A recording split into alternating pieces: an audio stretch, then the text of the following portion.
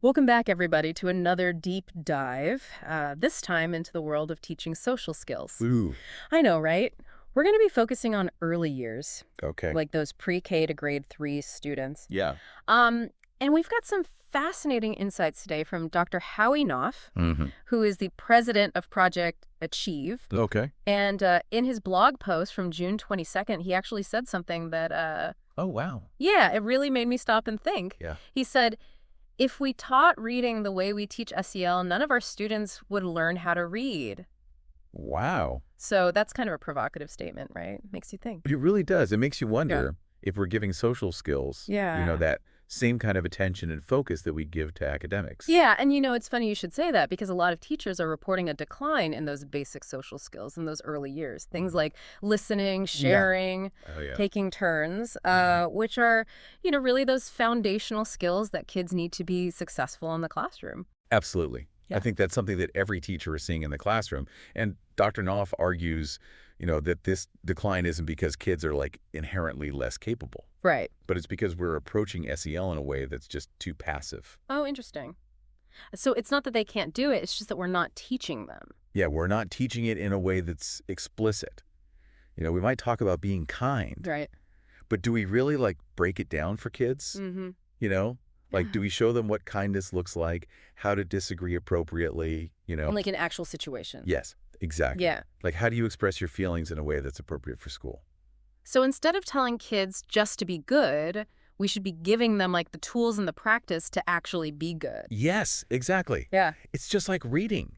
Mhm. We don't just give kids a book and say, read. Mhm. We teach them, Right. all about sonics and decoding and comprehension skills. You got to break it down. Yeah. And social skills are the same way. You have Yeah. to teach them explicitly. That makes a lot of sense. So Dr. Knopf actually lays out 4 key takeaways Go in on. his blog post. And one of the things he talks about is identifying those specific observable behaviors.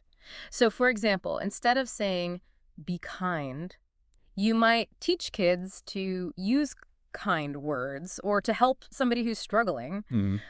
Why is that so important, particularly for educators? Why do we have to get so specific? Well, think about it. Mhm. If you just tell a child to be good, Right. that can mean anything. Yeah. It's so open to interpretation.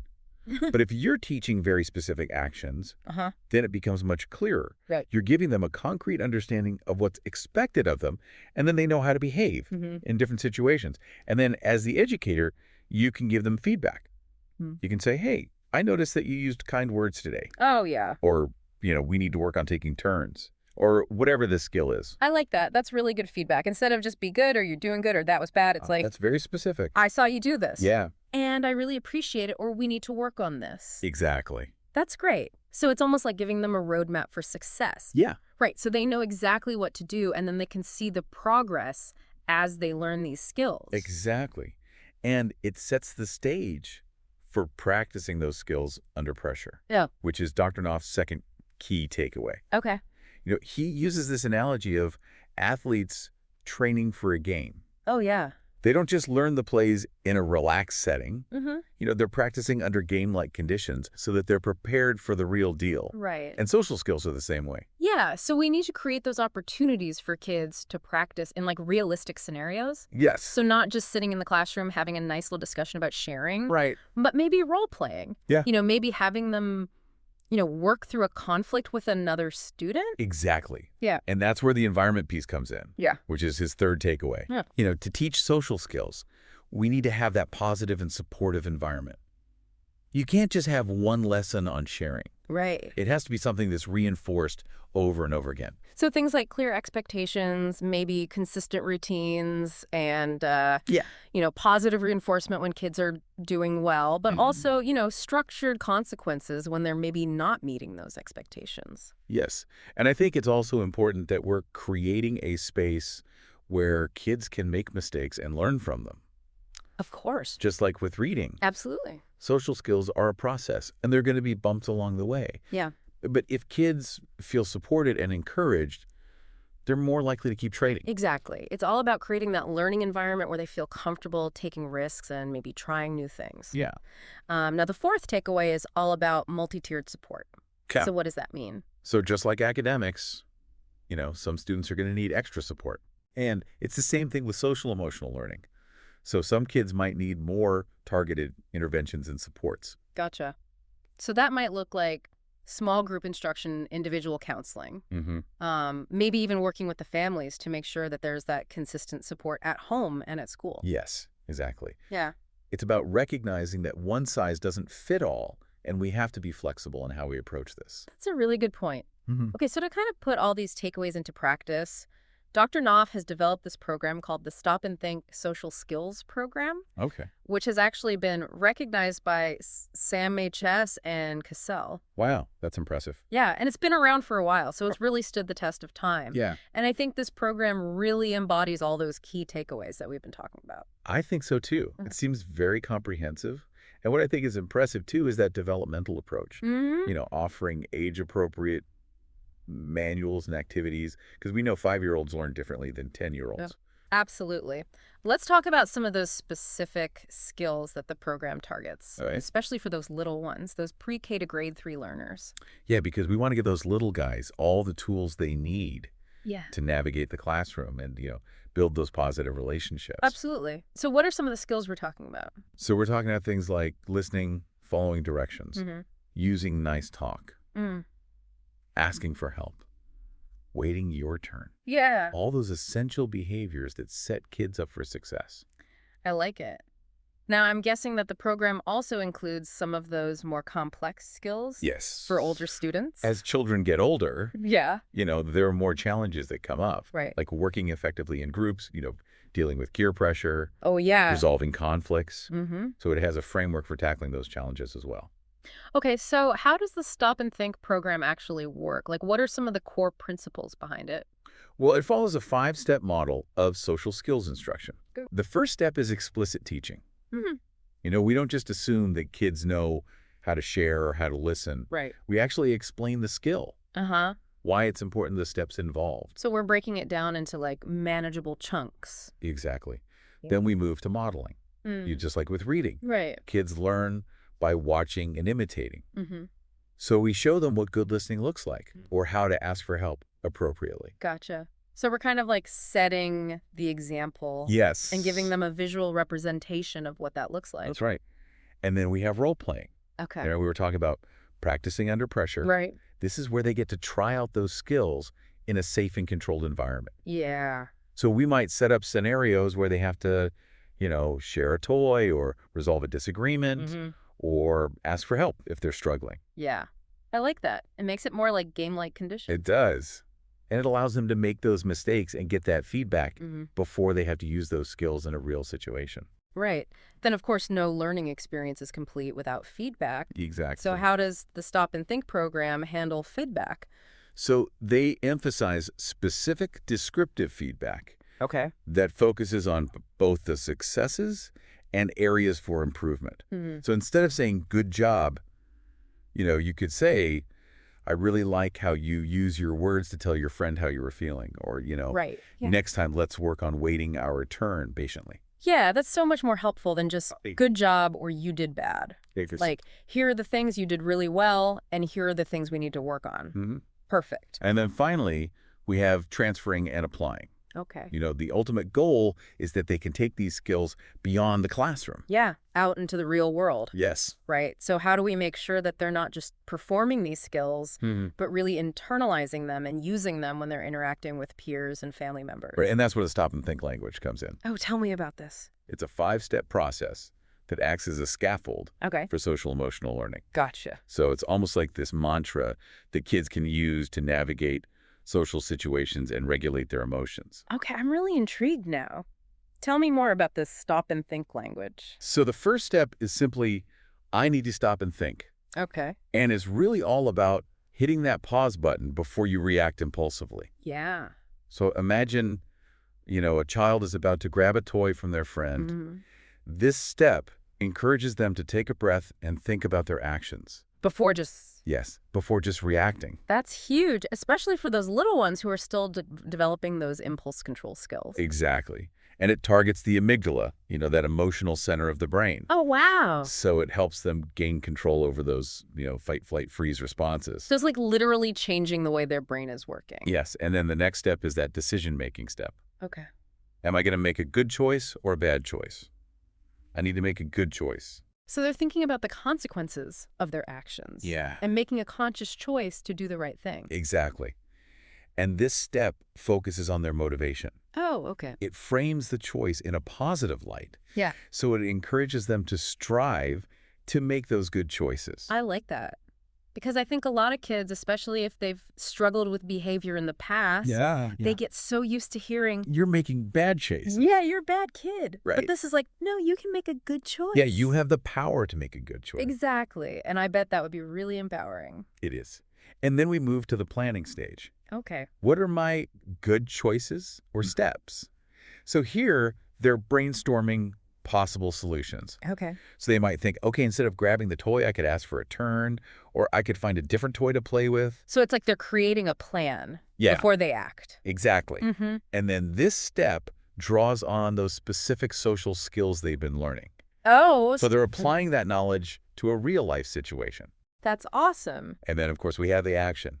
Right. Now, I'm going to just do it. Just do it. I love it. So they put their plan into action, Mm-hmm. and, hopefully they experience success. Mm-hmm.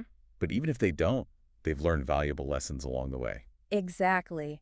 This stop and think language is really fascinating. Yeah. It's like a built-in support system that kids can use wherever they go. It is. Yeah. And then the final step is all about celebrating that success. Okay. So, great. Now I can tell myself that I did a good job. So they're reinforcing those good choices. Yeah. Building their confidence. Exactly. And that self-reinforcement is so powerful. Yeah. It helps them internalize those positive feelings associated with good behavior. Mm-hmm. And it motivates them to keep practicing. Now, Dr. Nonoff does point out that the language can be adapted for younger learners. Of course. They might not totally grasp the complexity of it, Right. but they can definitely learn those steps and scripts. Yes. And just like with reading, we start with those basic building blocks and we gradually increase the complexity over time. Absolutely. But there's another layer to this stop and think language. Okay. It's not just preventing arguments on the playground. Right. It's also a tool for emotional regulation, communication, even coping with those challenging situations. Exactly. So it's almost like we're giving kids a lifelong tool to manage their emotions and navigate all the complexities of relationships. Exactly. And that's where I think the real power of it lies. It's not just about teaching those isolated social skills. Mm-hmm. It's about giving them a framework for navigating life. I love that. This is so interesting. Yeah. But I'm sure there's still more to uncover about the Stop and Think program Oh, absolutely. and all of its applications when it comes to teaching social skills. Yes, stay tuned. It's amazing how you can adapt this stop and think language for so many different situations. Oh, yeah. Dr. Knopf mentions that it can really help in moments when kids are feeling lots of big emotions. So like when they're angry or frustrated or... Exactly. When they're just completely overwhelmed. Yeah. So instead of, jumping into problem solving right away, we can tweak the language a little bit. Oh, okay. To help them prioritize calming down first. Gotcha. So they might say something like, I need to stop and think, make a good choice, and take my deep breaths. So the deep breaths become like a key part of the whole process. It's all about regulating those emotions before you even start thinking about solutions. That makes sense. It's like you're hitting the pause button Exactly. on those big feelings. And then you can start to regain control. I can see how that would be so helpful for those kids who maybe have, really big emotional outbursts or struggle with anger management. Absolutely. And it's not just about calming down in the moment. Right. It's also about building that emotional literacy. Mm-hmm. So when kids can, recognize and name their emotions, it helps them understand what's happening inside. Yeah, that self-awareness is huge. Right. And that's a big step towards self-regulation. It's like we're giving them a vocabulary for their feelings. So instead of just feeling overwhelmed, they can say, I'm frustrated because, or I'm sad because. Exactly. And the more they practice this language, the more automatic it becomes. Wow. So it becomes like a built-in coping mechanism for them. It's like their superpower It is. that they can take with them. I love that analogy. One thing that Dr. Knopf mentions that I think is really important is this idea of consistency. Okay. He compares it to teaching reading. Mm-hmm. You wouldn't expect a child to master the alphabet overnight. Absolutely not. You wouldn't expect them to just become like social emotional wizards without practice and repetition. It takes time and patience. Yeah, and it's a process, Yes. right? We start with those basic building blocks, Mm-hmm. and then we gradually increase the complexity Exactly. as they develop. And same thing with social skills. Right? We start with those basic skills like listening and sharing, and then we move to, empathy perspective, Mm-hmm. taking things like that. So how can we take that early reading analogy and really apply it to teaching social skills? Like, what are some things that educators can do? Well, just like we create a print-rich environment for literacy, Mm-hmm. we can also create a social-emotional learning-rich environment Okay. in our classrooms, in our homes. So we're giving them those opportunities for repeated practice. Yes, exactly. Yeah. And giving specific feedback, celebrating those small successes along the way. And just like we read aloud to children, modeling those desired behaviors is so important. It is, because they're always watching us. They're like little sponges. Yeah, they're absorbing everything we do. So we need to be mindful of the examples that we're setting. Absolutely. Yeah. Like, are we demonstrating empathy? Yeah. Are we resolving conflict peacefully? Are we using kind words? So it's not just about teaching these skills. Right. It's about embodying them. Yes, we have to be role models. I love that. Okay, so let's dive into some of the specifics of the Stop and Think program. Dr. Knopf gives us a really clear framework for selecting and teaching those essential social skills. Yeah.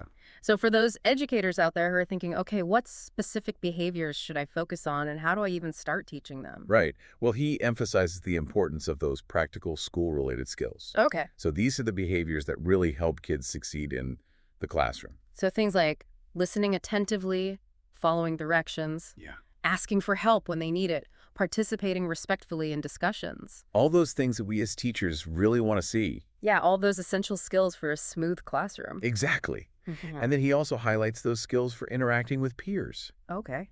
So using kind words, waiting your turn, joining an activity, appropriately apologizing when necessary. It's like he's giving us a cheat sheet He is. for positive social interactions. Yes. Not just in the classroom, but in life. And he points out, that there are developmental differences between age groups. So some skills might be really important for those younger learners in pre-K to grade 3, but then other skills become more relevant as they get older. Right. You're not going to be teaching a 5-year-old about complex group dynamics. Right. He's still working on sharing. Exactly. So it's all about, building those foundational skills first. So he gives us this comprehensive list of skills, but then he also goes a step further and explains how to teach them. Yeah. What are some of those strategies that he highlights? So he talks about the importance of clear instructions. Okay. We need to break those skills down into smaller steps and explain them in a way that kids can understand. Right. And then, of course, we have to model those behaviors just like we talked about. Mm-hmm. And practice, practice, practice. It all comes back to that intentional teaching. Yeah. We can't just assume that they're going to learn it on their own. Right. And remember that reading analogy. Yes. It applies here, too. Make it fun. Yeah. We have to make it engaging and fun. We can use games, role-playing stories, songs, all sorts of things. I love that. So it's about finding those creative ways to really bring those social skills to life. Exactly. And he does acknowledge that while his program, provides a blueprint, it's not a one-size-fits-all solution. Right. He really encourages educators to adapt it. That's so important because every classroom is different. Yes. Every group of kids is different. And every school has its own culture and challenges. Absolutely. And he also reminds us that teaching social skills, it's not just the teacher's job. Right. It takes a village. It really does. Parents, administrators, the community, everyone plays a role. So true. So that brings us to another important point. Okay. Dr. Knock really emphasizes that for any SEL program to be successful, certain conditions need to be in place at the school level. Yeah, let's talk about those conditions. Yeah. Because if the environment isn't there, it's going to be really tough. Absolutely. So what are some of those key conditions? Well, first of all, you need buy-in from the staff. Okay. So teachers, administrators, support staff. Yeah. Everyone needs to be on board. Everyone's got to be on the same page. Yeah, and they have to understand the value of SEL. So it's about creating that shared vision.